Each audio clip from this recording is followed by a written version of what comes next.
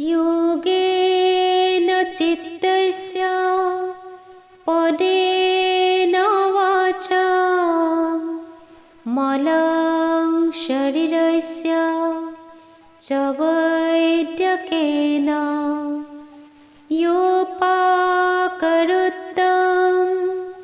प्रवरमुनेन पतञ्जलिं प्राञ्जलिरानतोऽस्मि।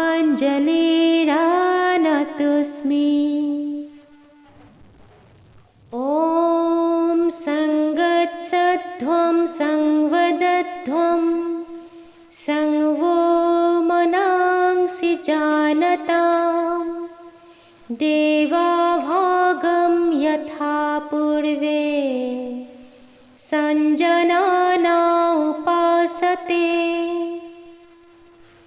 समानो मन्त्रः समितिः समाने समानं मनः सह चित्तमेषाम् समानं मन्त्रमभिमन्त्र एवः समानेन वो हविषा जुहोमि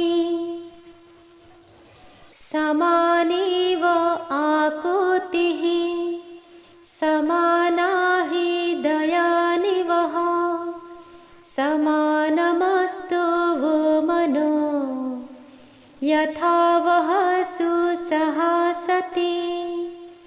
ॐ शान्ति शान्ति शान्तिः।